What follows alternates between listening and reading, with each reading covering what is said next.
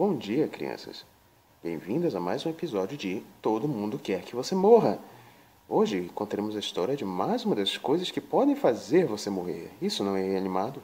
Uma longa história envolvendo sangue, tristeza, luxúria e, como não podia deixar de ser, lesões tuberculosas pulmonares causadas por infecções micobacterianas. Mas começando pelo princípio, o que é tuberculose? Bem, como você pode ver, as melhores e mais confiáveis fontes que... As melhores e mais confiáveis fontes que conseguimos achar definem a tuberculose como sendo um problema de saúde prioritário no Brasil, juntamente com outros 21 países em desenvolvimento, alberga 80% dos terços mundiais de renda. Estima-se cerca de um terço da população mundial esteja infectada com micobactéria tuberculose, estando sob risco de desenvolver a enfermidade.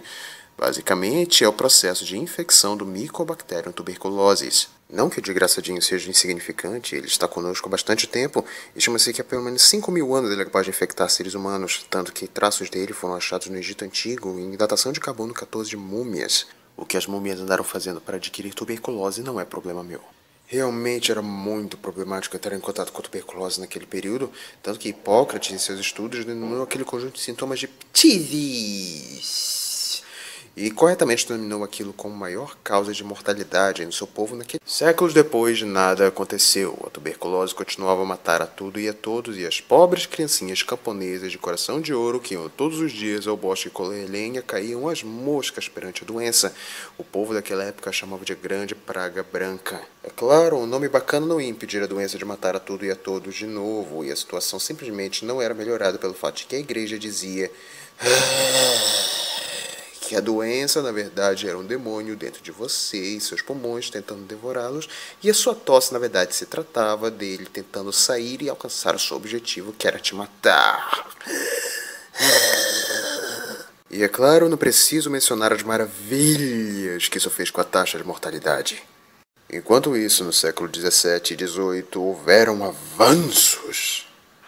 Não esse tipo de avanços, nós estamos só observando a doença ainda. Mas se não tínhamos como combater a doença, tínhamos pelo menos como entendê-la. Esses 4 cavalheiros aqui, por exemplo. Aquele ali é o Francisco Silvius. Francisco Silvius dedicou vários estudos a diferenciar as formas de tuberculose pelo corpo. O Benjamin Martin ali descreveu boa parte do comportamento da tuberculose meníngica. Esses dois aqui são o Robert Witt e o Richard Stark. Vamos falar do William Stark separadamente só por um minuto, porque ele foi a primeira pessoa a descrever os nódulos tuberculosos característicos da doença e como eles se desenvolvem em lesões maiores e nas cavernas que são tão característicos da tuberculose. Inclusive a nomeação e a nomenclatura que ele usou de nódulos e tubérculos inspirou um cientista alemão que viveu depois dele a chamar a doença de tuberculose. William Stark também foi o primeiro a falar que todas as formas de tuberculose pelo corpo eram a mesma doença causada pelo mesmo agente etiológico, só que em lugares diferentes. Antes que ele pudesse fazer qualquer coisa de útil com essa informação, ele morreu aos 30 anos de escorbuto, se tornando assim o primeiro Stark de todos os tempos a morrer antes da história ficar boa. Logo a seguida, vamos ao século XIX, onde o pessoal que contraiu a doença conseguiu pegar todos os aspectos mais surrealistas e deprimentes da doença e transformar numa coisa totalmente radical, bicho. O problema é que a doença acabou sendo vista como uma coisa um tanto romântica, visto que ela te matava lentamente e dava tempo de você liberar todo o seu emo interior e todas as suas frustrações, e no processo acabando por reduzir sua expectativa de vida. Tal depressão inspirou obras literárias como La Dame aux Camélias de Dumas, Scènes de la vie de la bohème de Molière, Les Misérables de Hugo, Madame Levasseur e Germaine Lasseter, dos irmãos Goncourt, L'Augian de Rostand, e além disso filmes como Moulin Rouge. Também era muito comum na época mulheres saudáveis francesas se manterem o máximo de tempo maquiadas e o máximo de tempo sem se alimentar para adquirir o aspecto de doentes do consumo. Isso não diz um bocado sobre o estado de espírito da França naquela época. Gente morta importante também inclui Louis Braille, o inventor do Código Braille, que adaptou um código militar para se comunicar com seus amiguinhos cegos.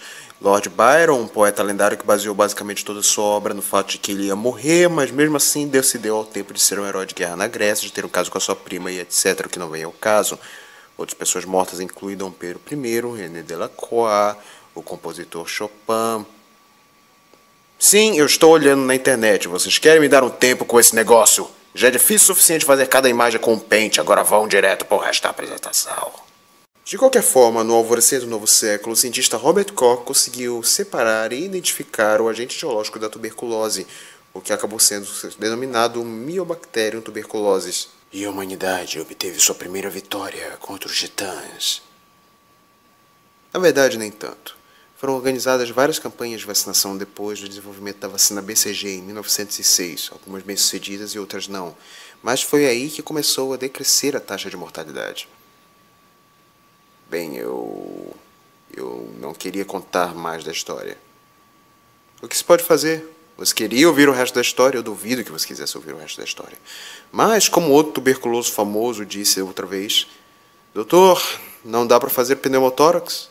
Não. Então só nos resta tocar um tango argentino.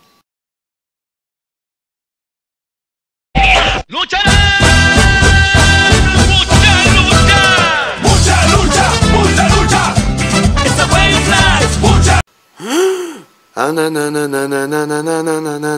Anatomia. Bem, crianças, eis o sistema respiratório.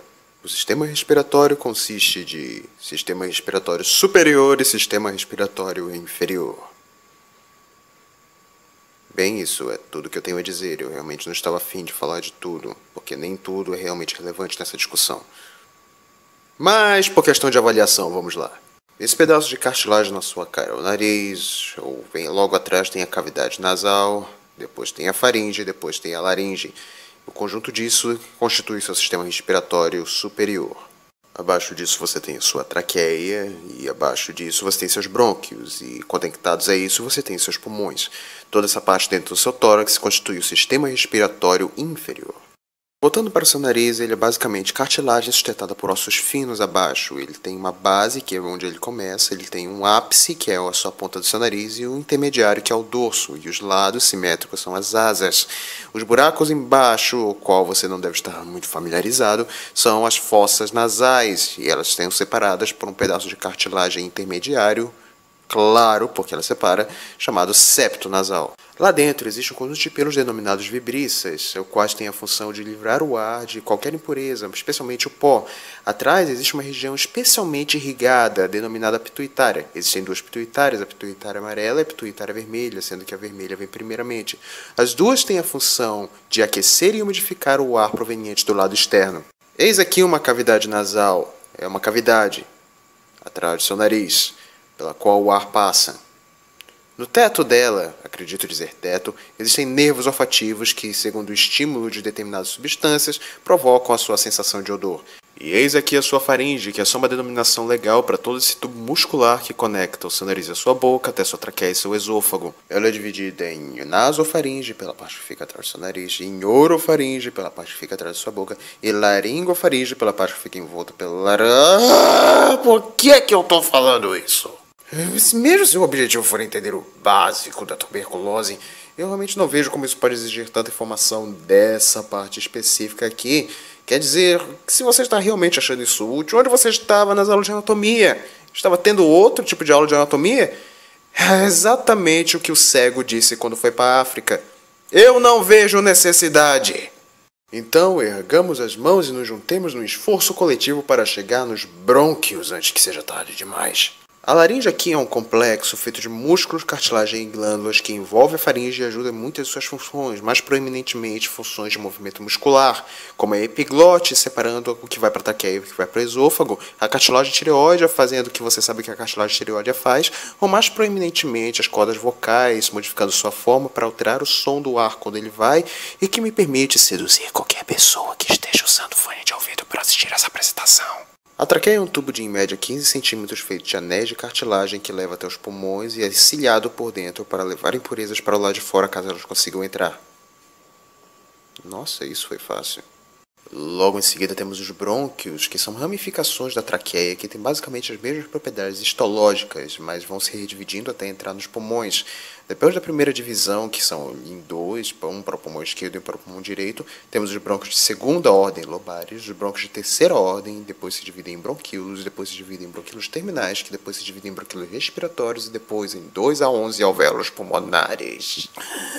Mas é claro, eu estou sendo obtuso aqui. Eles não vão direto para alvéolos pulmonares, eles ainda passam por algumas ramificações, chegam até os ductos alveolares, depois sacos alveolares, depois os alvéolos. E eu tenho certeza que ainda estou pulando muita coisa aqui, mas esse é o básico. Até aí a escala já está microscópica o suficiente para permitir a troca de gases.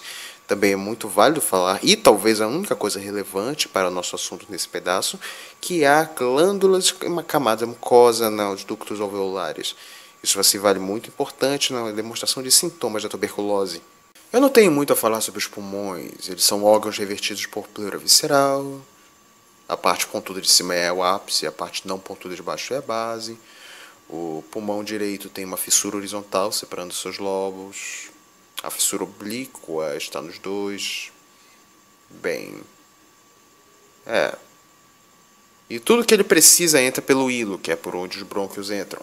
A partir do brônquios de segunda ordem, eles já estão dentro do pulmão. Viu? Não doeu. Já conseguimos. Todos juntos. Quer dizer, eu consegui.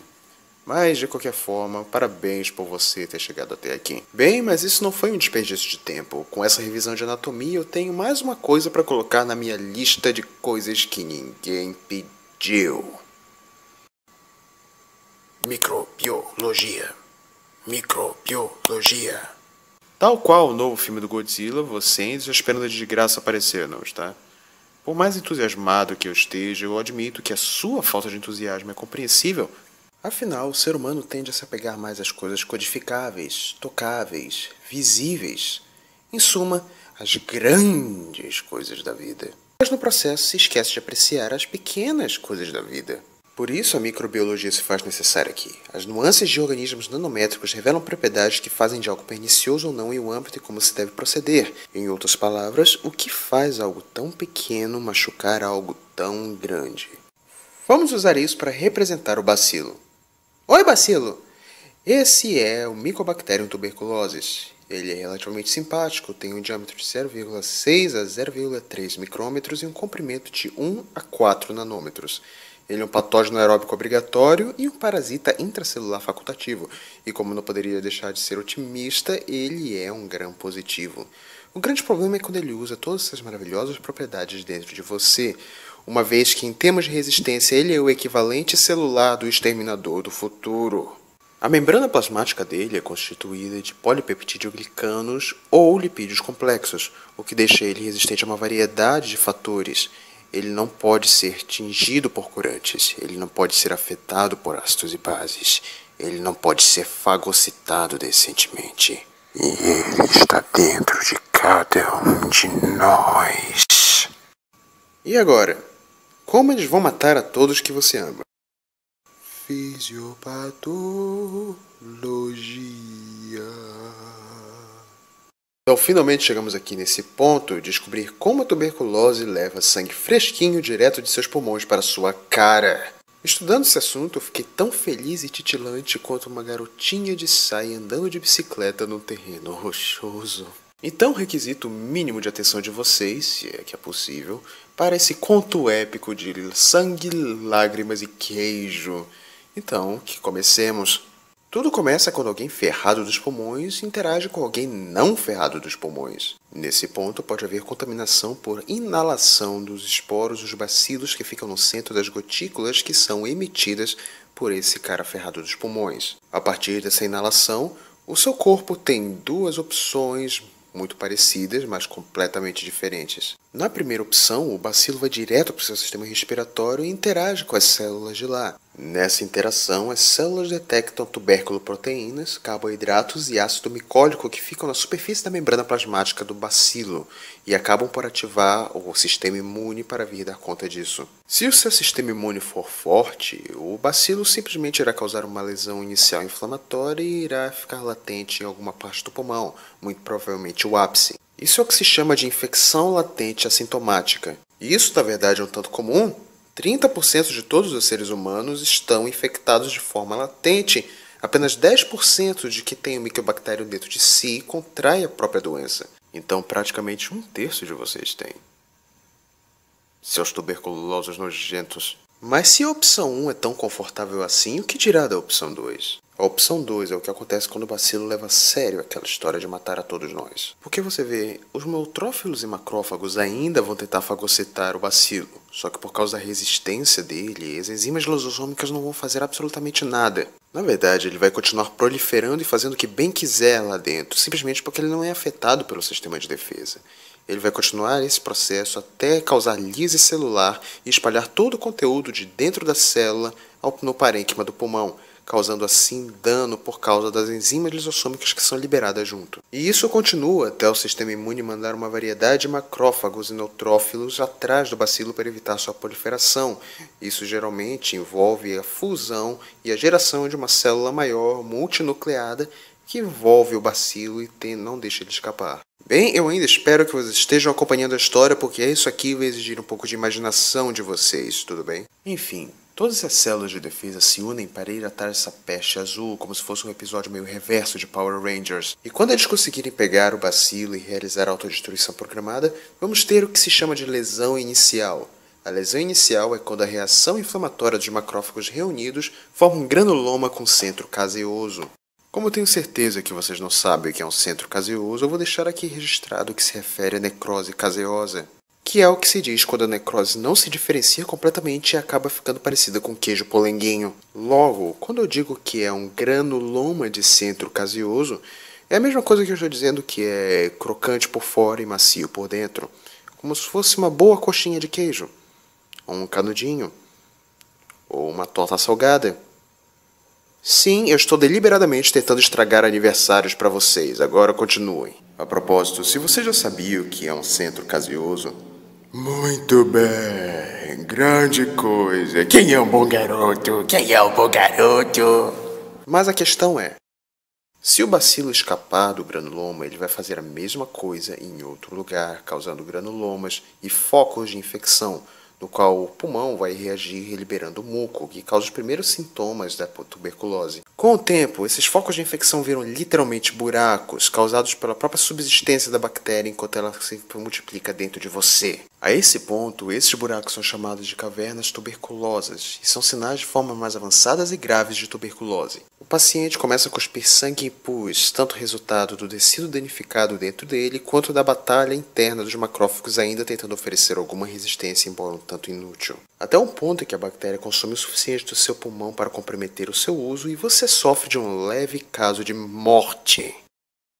O que deixaria até o demônio comedor de pulmões da Igreja Católica muito orgulhoso. E se você me diz que não está na hora de ficar paranoico com a tuberculose, é claro que está na hora de ficar paranoico com a tuberculose. Se o seu sistema imune estiver fraco o suficiente, ela pode ir para uma variedade de lugares e nenhum deles é agradável. Bem, com todo esse clima de opressão e doença, eu lembrei que eu não digo uma piada faz muito tempo. Então, qual a diferença entre o judeu e a pizza? Diagnóstico e tratamento. Parece que tem esperança, afinal. Pode parar de tentar purificar os seus coleguinhas. Não cometa o mesmo erro que eu cometi. Sim, Agostinho Carrara, tuberculose tem cura. Pode parar de tentar expurgar os seus coleguinhas da face da terra agora. Mas primeiro, você está cansado de não saber se tem tuberculose? A dúvida lhe consome tanto quanto a própria doença? Pois então, no que concerne métodos tradicionais, você tem 3 opções a escolher. Primeiramente temos a baciloscopia de escarro, o mais simples, mais econômico e mais compreensível dos 3 métodos. Você basicamente escarra num copo, o seu escarro é examinado por microscópio em busca do bacilo. E se você não tem, muito bom para você. Mas é bom notar que excesso de sangue no seu escarro inviabiliza completamente o exame. O segundo método é da cultura de escarro, que é exatamente o que parece. Adquirir uma amostra de seu escarro e fazer uma cultura. Daí se tem uma noção macroscópica do que está crescendo no seu escarro. E se houver características amareladas, típicas do Mycobacterium tuberculose, provavelmente é positivo. Esse exame é recomendado quando o primeiro exame dá negativo, mas ainda há alguma suspeita, quando se quer detectar tuberculose em lugares anormais, ou quando se quer detectar alguma coisa que não seja tuberculose e por alguma razão esteja andando por lá. A terceira forma de diagnóstico consiste no raio-x do tórax, que é a forma mais usada para acompanhar a progressão da doença, na verdade, visto que você pode até diferenciar infecções primárias de reinfecções usando esse método. Embora eu realmente não saiba como se faz exatamente essa diferenciação, mas as infecções primárias têm a tendência de parecer com raios-x normais, enquanto em reinfecções têm a tendência de parecer com manchas mais fortes e diferenciáveis. Também podem se fazer tomografias, embora elas sejam quase trapaças de tão nítidos que são as poras dos buracos dos seus pulmões. Como diagnóstico bom, nós temos o teste tuberculínico, no qual se pega um ser humano qualquer, se faz uma injeção de proteínas tuberculínicas, espera a reação, e se houver uma reação inflamatória positiva, aquela pessoa, com tuberculose ou não, está com bacilo em seu corpo. Isso é útil para detectar pessoas que, embora sejam infectadas, não necessariamente têm tuberculose. E aí você me pergunta, como se fazem os tratamentos? Bem, respondendo de uma forma bem simples, com remédios. O tratamento se faz geralmente só com um grupo específico de 4 antibióticos diferentes, os quais têm propriedades individuais que fazem eles capazes de ultrapassarem as defesas do Mycobacterium. Isoniazida, rifampicina, pirazinamida e etambutol. Todos os esquemas de medicação conhecidos para tuberculose são apenas variações de quantidade desses remédios e todos são tomados via oral. Então, por mais simples que isso pareça ser, sim, a única recomendação bem grande do tratamento é não saia do tratamento. Se você sair no meio do tratamento, eu não posso nem recomendar um tango argentino. A única recomendação que eu posso fazer é que você aprenda a aspirar camisinhas, porque o seu sistema respiratório está prestes a ser violado. Eu gostaria de estar brincando, mas toda vez que alguém desiste do tratamento no meio porque se sente um pouco melhor, só as cepas sobreviventes e resistentes começam a se multiplicar. E na altura, quando a pessoa começa a ficar doente de novo, ela já tem que lidar com alguma coisa muito, muito pior. No Brasil, estima-se que de 60% a 70% das mortes por tuberculose estão associadas a algum tipo de abandono de tratamento ou de gente que achava que era melhor do que seus próprios pulmões arrebentados. De fato, isso é tão comum que várias fontes epidemiológicas indicam o Brasil como famoso por ter cepas multiresistentes a vários tipos de antibióticos, incluindo todos esses supracitados ao mesmo tempo. Mas não tema, em 1906, 2 franceses chamados Calmette e Guérin inventaram a vacina BCG, a qual geralmente é aplicada nos 30 primeiros dias de vida e oferece uma resistência de 90% à tuberculose regular e 75% a formas mais agressivas da doença, o que é melhor do que nada. No grosso, era mais ou menos isso que eu tinha a dizer. De qualquer forma, eu espero ter sido útil na vida de vocês. Não uma utilidade supérflua e regular, mas talvez uma utilidade especial. Utilidade como as pilhas AA são para donas de casa no mundo todo. Portanto, aproveite a vida do jeito que você quiser, passando dia após dia, tentando superar essa sensação de morte e perigo iminente que a natureza às vezes nos passa. Pois então, evite contato longo e íntimo com pessoas com os seguintes sintomas: tosse produtiva, febre, palidez, emagrecimento súbito e sudorese noturna. E evite aglomerações em lugares onde você sabe que você não pode evitar contato com pessoas doentes. Assim poderemos progredir para um futuro melhor, maior, mais amigável e saudável para todos. Isto é, até a próxima vez que uma doença dessa chegar perto demais de novo.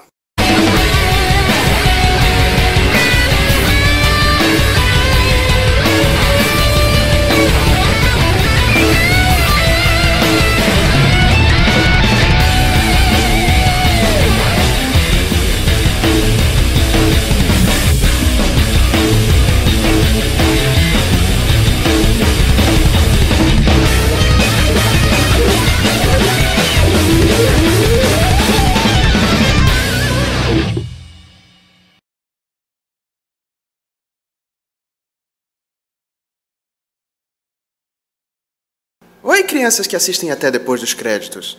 Parabéns por terem a força de vontade de esperar algo acontecer. Vocês devem ter visto muitos filmes da Marvel. Você não devia dar alguma recompensa a eles? Na verdade, devia. Obrigado, vozes na minha cabeça. De nada. Não se esqueça de matar todas as vadias. Ai, não vamos abusar da sorte, vós. Pois bem, caso vocês queiram alguma coisa que contribua com o seu desenvolvimento como seres humanos, eu tenho algo para vocês. O nome dessa moça bonita aqui é Mia Khalifa e o nome dessa outra moça bonita aqui é Faith Leon. E para as meninas, aquele bacilo bonitão era só o Thor.